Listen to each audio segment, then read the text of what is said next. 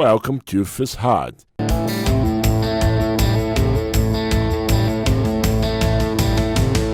Let's go!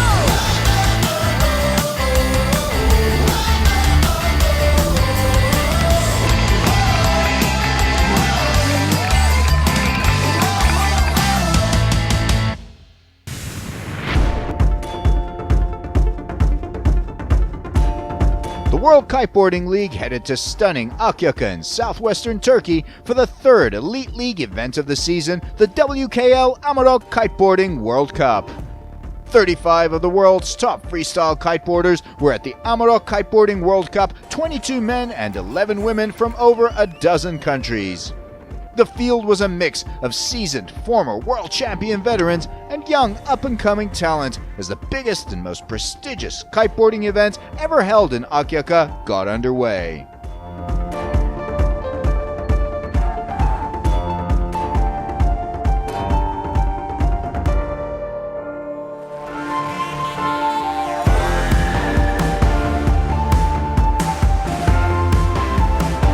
If anything defines Akyaka, it's the kiteboarding. Akyaka is one of the premier kiteboarding locations in the world, known for its reliable thermal winds, and it's a place that defines the very spirit and soul of the sport. Thousands flock to take in the spectacle, watching the action in the water unfold. I'm really looking forward to competing here in Akyaka. I've been here many times before and I always feel like this is my second home here in Turkey. Right now, the level of the girls is really awesome. Everyone's pushing it so hard and it feels awesome to just be competing with everyone and just pushing it that bit more, and hope we give a really good show to everyone here. I think we're gonna see a really high level of riding because we got this amazing flat spot here. The wind is like for 11-13 meter kites, and that's pretty much prime conditions for freestyle. Akyaka is one of the most beautiful and unspoiled corners of the Mediterranean, with steep forest-covered mountains cut by the pristine Azmak River that weaves and flows into the clear blue waters of the Aegean Sea. It's a natural paradise awaiting explorers and outdoor enthusiasts with its diverse geography, millennia-old history, impressive marshes with their own unique ecosystems, and of course the long, pristine beaches that stretch along its picturesque coastline. Riders also got a chance to discover the wonders nearby. Akyaka is a uniquely laid-back and relaxed feel, seeming almost a world away from the renowned holiday and resort towns nearby. At night, Akyaka has a lively scene that is ideally suited to the kiteboarding lifestyle with its music, restaurants, and venues. Brazilian ace Alex Neto got caught up in the rhythm and found himself on stage as the party continued to the small hours.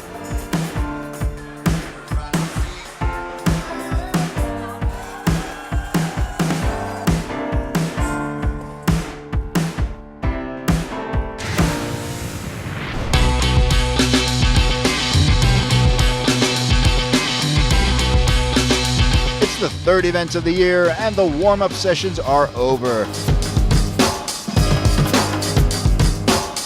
The men's field featured the likes of 2016 champion Carlos Mario, the season's first event winner Liam Whaley, former champions Alex Pastor and Yuri Zun, Stefan Spiesberger of Austria, and new Turkish talent Enç Özen.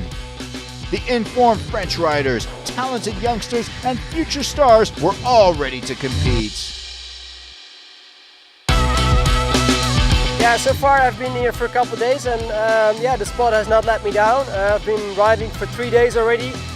Wind's been really good. It's a really steady thermic wind. The water is nice and flat as well because we have a little sandbar out. So yeah, all in all, the level is really high. So this is going to be an event to watch. So excited about this event. It's been a while. We hadn't had an event with like such a beautiful landscape, great wind, flat water. Everything is great. So I can't complain. I'm going to do my best in this event, and let's see what's going to happen. In the women's field, there was 2016 world champion Bruna Kajia, British champ Hannah Whiteley, 3 informed riders Annabelle van Westerop, Rita Arnaus, Paula Novotna, and a host of other talent ready to take to the sea. The lady ladies elite league was comprised of 4 heats in round 1. The winners of those heats would go directly to the final, while the runners-up would proceed to round 2, where they would compete for the remaining 2 spots in the final. In Heat 1 of round 1, a 7-point slim from Arnaus gave the Spaniard the Heat 1 win and a place in the finals. In Heat 2, Annabelle van Westerop stomped to a convincing win with 6 good scoring tricks to book her place in the finals, while Isabeau Galliard beat Teresa Tabel for a round 2 slot. In Heat 3, it was Czech ace Paula Novotná who dominated completely, sealing the deal with an 8.43 heart attack. In the 4th and final heat, defending world champion and round 1 winner in Le Cut, Bruna Kaji of Brazil topped her excellent session off with an 8.07 slim to move directly into the finals, while Francesca Bagnoli would complete the round 2 lineup for the women.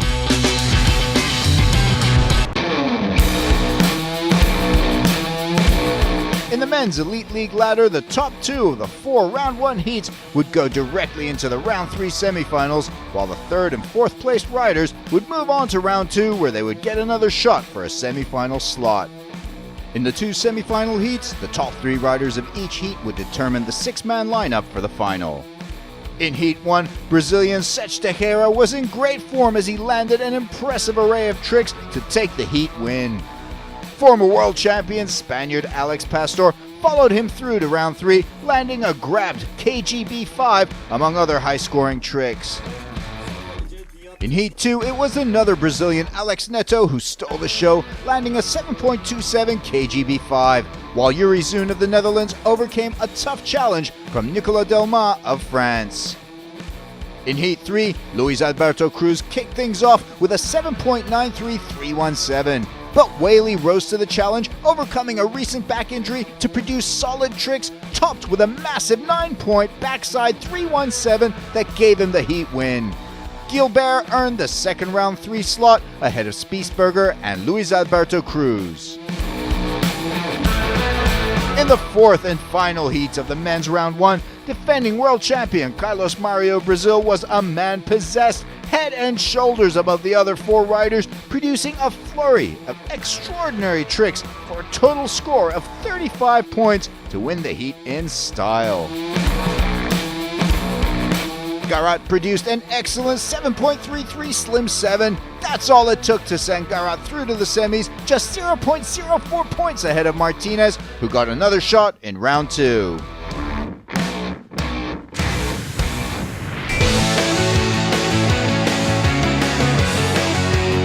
UK champion and last year's WKL podium placer Hannah Whiteley explains one of the most strategic aspects of kiteboarding, kite selection. So as you can see, there's lots of kites lined up behind me, and that's because depending on the wind, we need a different size kite. So the stronger the wind, the smaller size kite. So during the competition, we need to be ready for whatever conditions and whatever wind strength. So we always like to rig a minimum of 2 kites and normally 3 kites per person for the competitions. Another factor you need to take into consideration is your weight. If you're one of the heavier riders, you have to take a bigger kite compared to the lighter riders. During a day here in Akiaka, the wind slowly starts to pick up as the day goes on, and then it drops off in the evening. So we need to have the bigger kites to start off the day, and then in the middle of the day it's the strongest wind. So we go for the smaller kites, and then in the evening back to the big kites. So we have to have all the kites ready and ready to rock. There were 4 riders from 4 different countries in the ladies round 2 who would fight it out for the last 2 spots in the ladies final. Hannah Whiteley of the UK, Isabeau Galliard of the Netherlands, Maureen Castel of France, and Italian rider Francesca Bagnoli. All 4 riders managed to lay down a decent first trick. While Whiteley and Galliard crashed their second tricks, Bagnoli and Castel took the lead with another couple of solid tricks, a 5.53313 for Bagnoli and an S-bend to blind for Castel. But then things fell off the rails for Castel, who suffered 3 crashes in a row, while Galliard also crashed her next 2 tricks, handing the heat advantage to Whiteley and Bagnoli. But could they take advantage? Whiteley produced a trick worthy of a champion under pressure with a fantastic 7.9 back mob that stole the show and assured her of a top 2 spot. In the final tricks, Whiteley and Bagnoli locked horns for the heat win, which went to Bagnoli after Whiteley crashed. With round 2 completed, the ladies' final lineup was decided.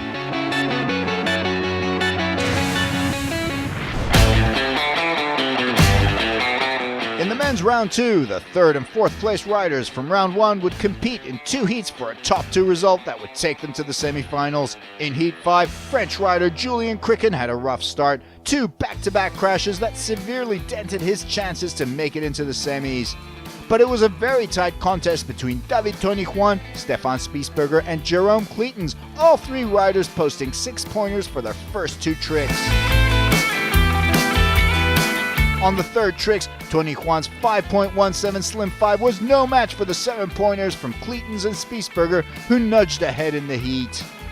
Another 7-pointer for Spiesberger, this time off a Hinterberger Mobe 5, put the Austrian in prime position for a semi-final berth. There was a huge fight for a semi-final spot between Tony Juan and Cleetons, which came down to the last trick. Tony Juan needed a good score, but he crashed out, and second place went to Jerome Cleetons by less than 1 point. In Heat 6, there were 2 Dominican riders, Luis Alberto Cruz and Posito Martinez, pitted against Simon Lamousse of Mauritius and Nicolas Delmas of France. Lamousse started off with a crash, but it was 6-pointers all around for Cruz, Martinez, and Delmas. Cruz remained a tower of consistency, scoring decent points in all his tricks despite the low wind conditions, while Delmas and Martinez kept up right through to the final tricks with barely a point separating all 3 riders. But it was a spectacular 8.07 backside 317 that sealed the heat win for Posito Martinez. Delmas needed a big score on his last trick, but he only managed a 3.5 backside 315, and all eyes were on Cruz. Cruz produced another solid trick, a 6.03 kgb, which put him through to the semis alongside his fellow countryman, Posito Martinez. That brings round 2 to a close, and the lineups for the 2 men's semi-final heats is complete.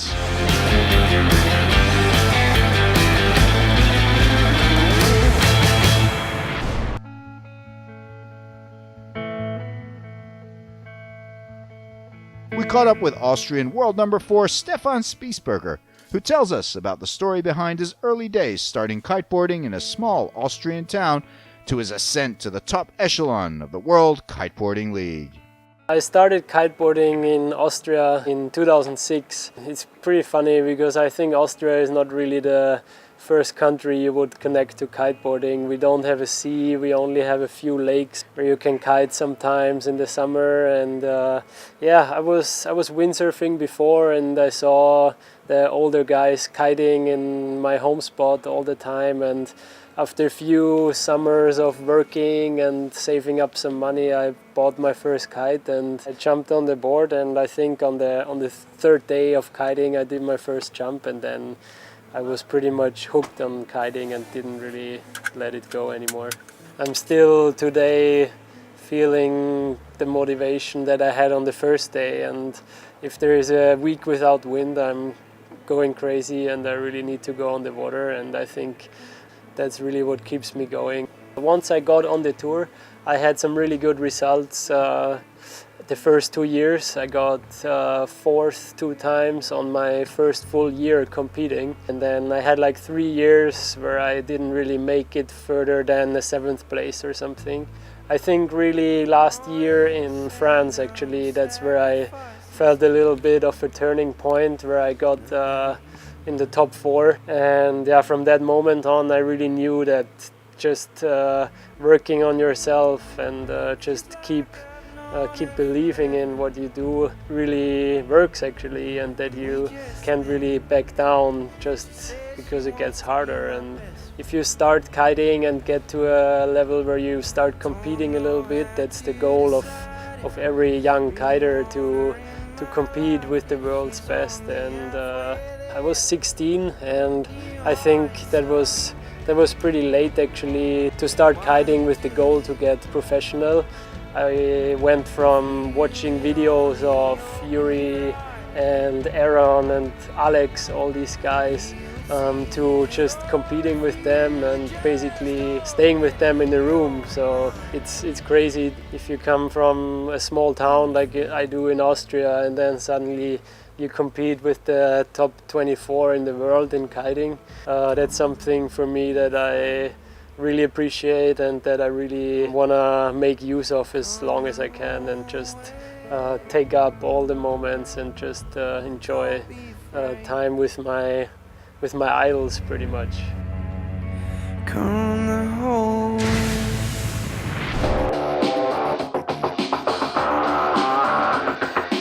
The first men's semi-final, Heat 7, was an impressive lineup. Jerome Cleaton's Posito Martinez, French champion Valgarat, the young Arthur Gilbert, who showed what he could do since New Caledonia last year, and the two immaculate Brazilians, Sech Teixeira and Alex Neto.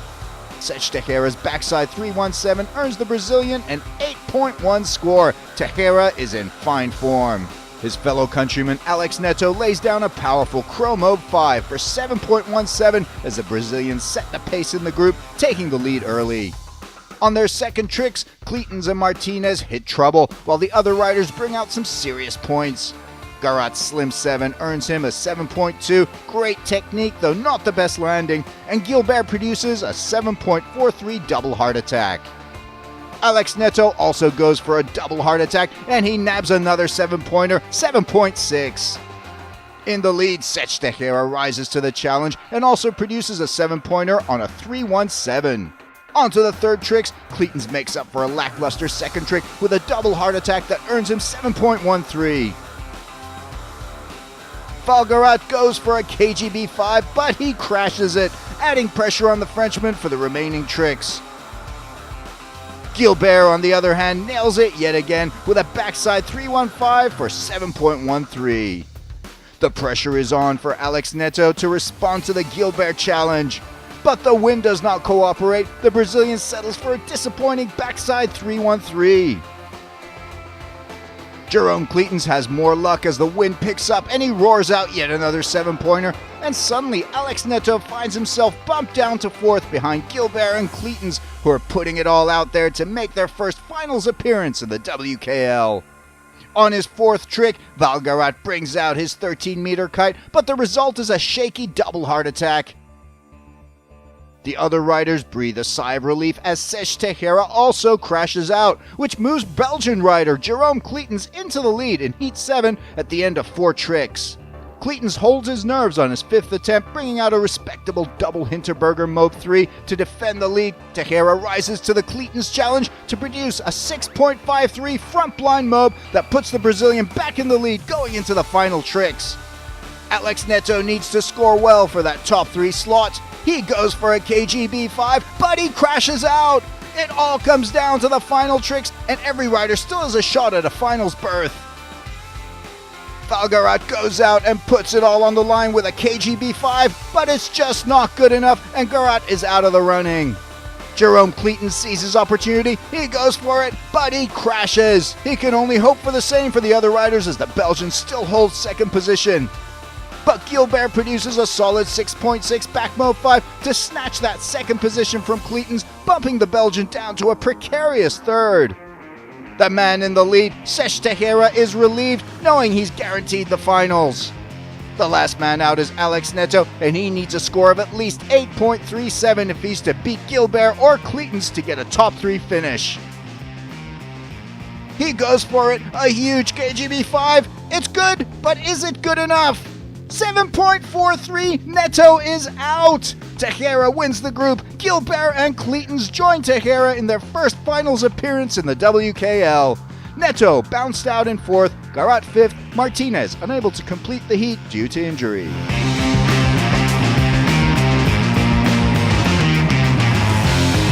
In the second semi-finals, the group of death, it was a star-studded field of 6 champions, and everyone anticipated a truly memorable heat despite the disappointing wind conditions. Carlos Mario continued his fine form from round 1 with a solid 7-pointer on a front blind Mobe to kick things off. A 6.93 back Mobe 5 from Yuri Zun and a 6.8 front blind Mobe from Liam Whaley were also good opening tricks, but Austrian ace Stefan Spiessberger had trouble with his 3.15 for a mere 4.57, while Alex Pastor also had a rough start with a 5.6 back mobe. On to the second tricks, and Yuri Zun upped the ante with a 7.77317, with Liam Whaley also coming out with a 7.67 double heart attack. Carlos Mario said game on. He went for a backside 317 and produced an intimidating 8.43 score to let the others know who was in charge. Luis Alberto Cruz went out for a solid 7-pointer on a backside 315, and Spiessberger found his rhythm with a 6.9 on the same trick. Zun responded with a massive 8.37 backside 317, taking the fight to Mario. Alex Pastor was not one to be shoved aside, however, and the former world champion produced a scorcher 8.2 on a backside 317, showing he was also in the running out there. The winds were fading, however, and although Cruz went out for a fourth trick, the heat would be called off. With the fading winds and the lack of time, the men's elite league could not be finished. There'd be joint scoring for the final 12 riders.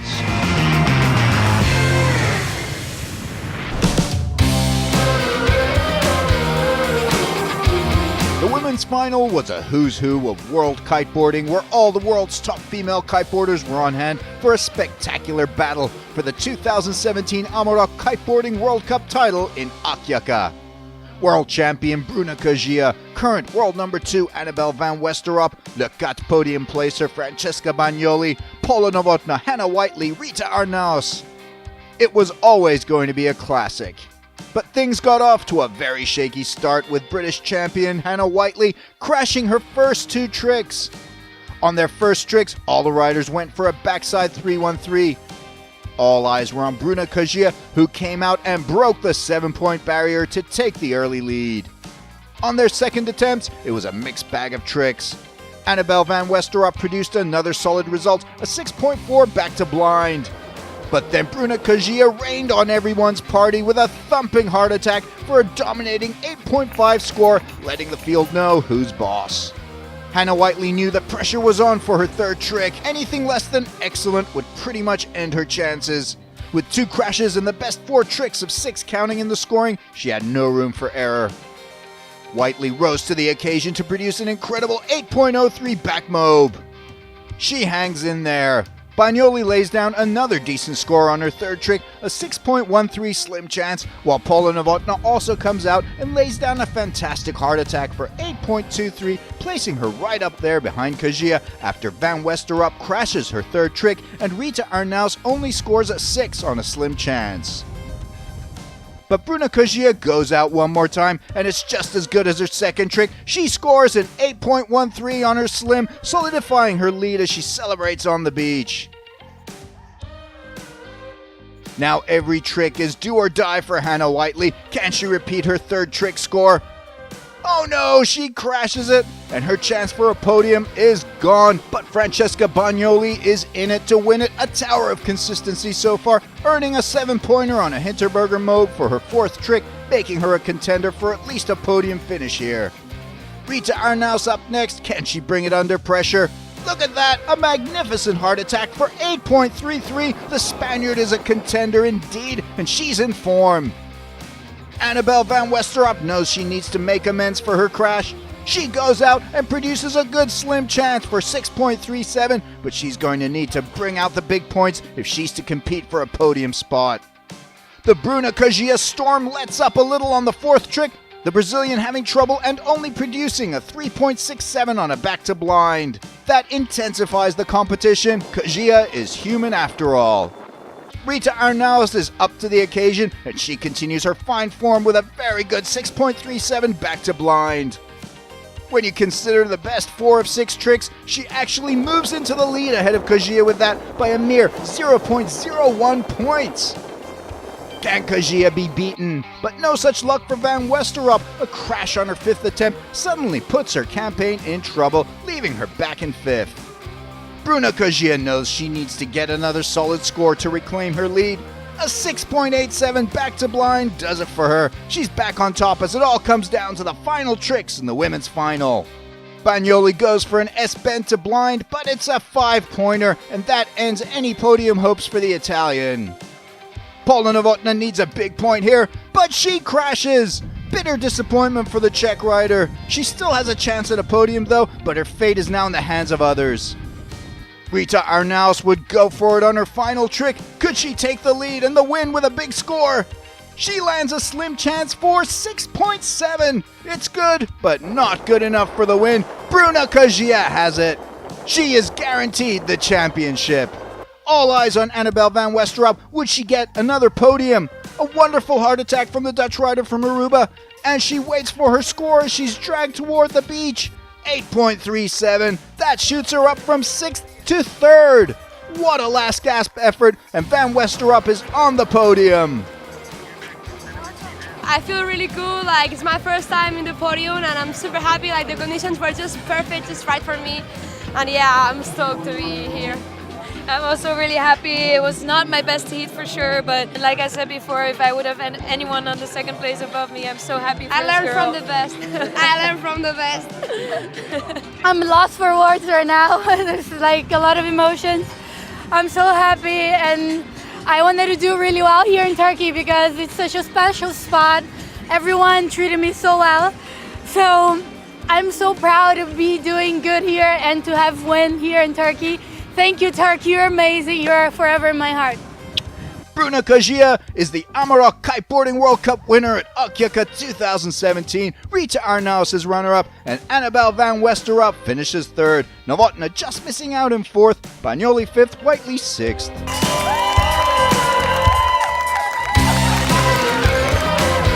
What an event it's been at this inaugural Amarok Kiteboarding World Cup in Akyaka, Turkey. See you in Egypt for the next round.